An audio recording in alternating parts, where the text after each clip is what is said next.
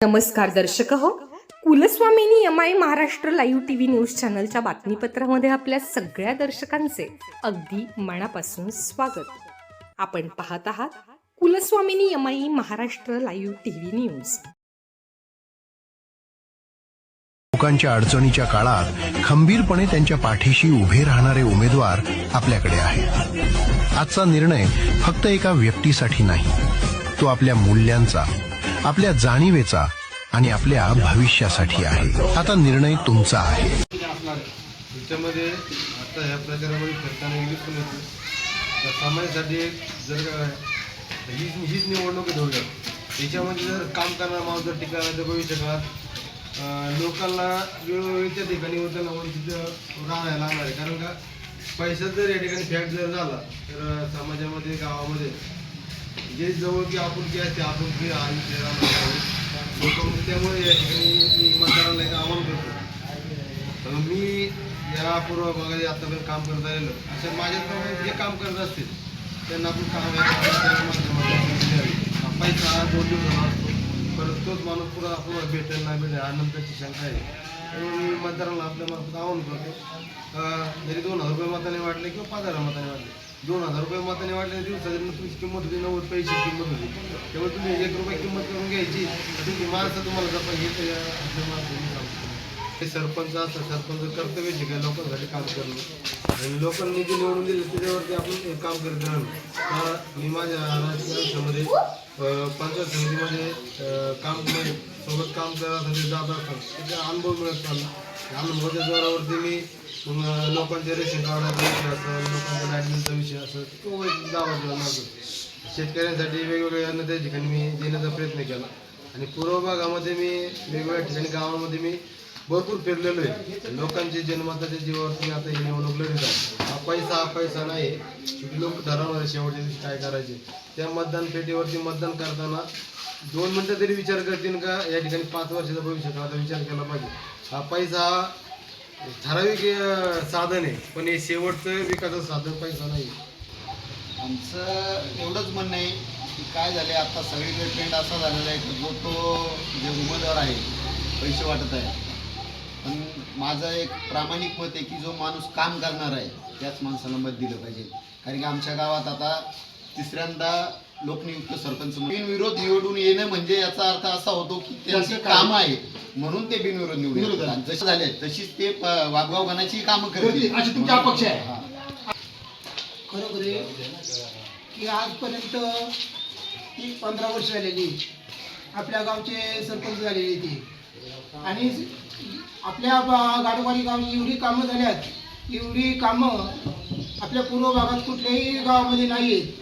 म्हणून माझ्या मताने आपल्या पूर्व भागातील नाही तर संपूर्ण आपल्या वाघगाव गणातील लोकांनी आणि आपल्या वैभव शेठला वैभवचं काम बघून त्याचं आणि आपल्या वैभवला आणि सगळं हाताने आणि मतदान करावं हीच माझी इच्छा आहे.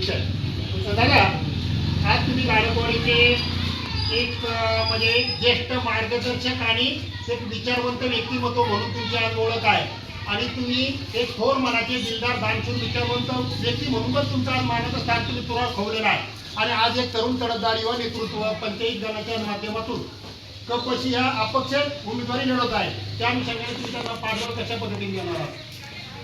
मला एकच सांगायची इच्छा अशी वाटते की राष्ट्रवादी पक्षाचे नेते अजितदादा पवार साहेब एक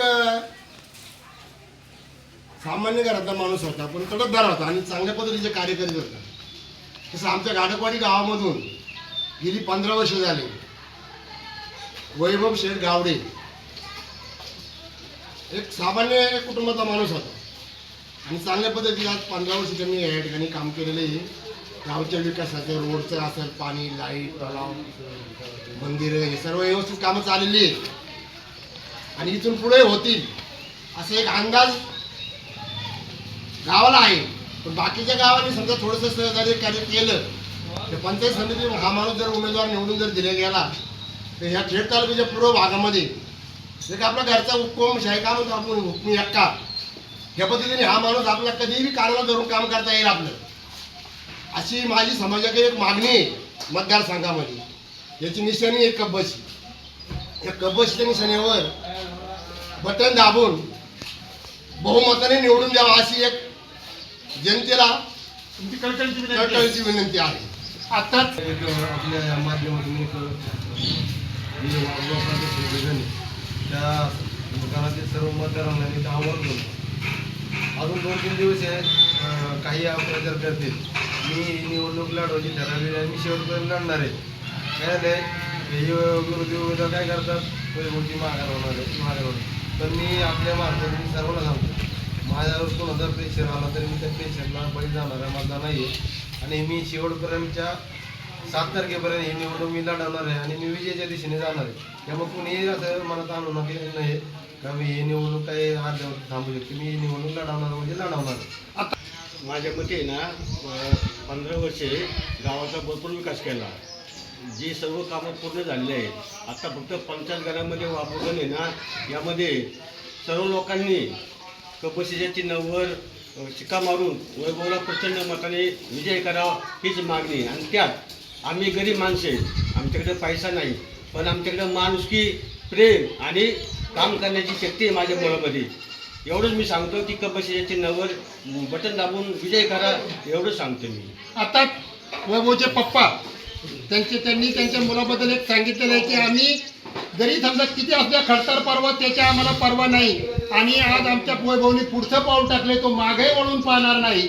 आणि संधी बदल आणि निवड, संधी दिसतात बदल करता जर आला ती निवड आपोआप झाल्याशिवाय राहणार नाही. आणि वैभव माझा काय हे पंचायत समितीला निवडून आल्याशिवाय राहणार नाही. कारण का चालू घडामोडींचे अपडेट्स जाणून घेण्यासाठी आपल्या Kulswamini MI Maharashtra live TV news चॅनलला जरूर सबस्क्राईब करा, लाईक करा, शेअर करा व कमेंट देखील करा. बेल आयकॉनवर प्रेस करा व नोटिफिकेशन्स मिळवा. पाहत रहा फक्त Kulswamini MI Maharashtra live TV news.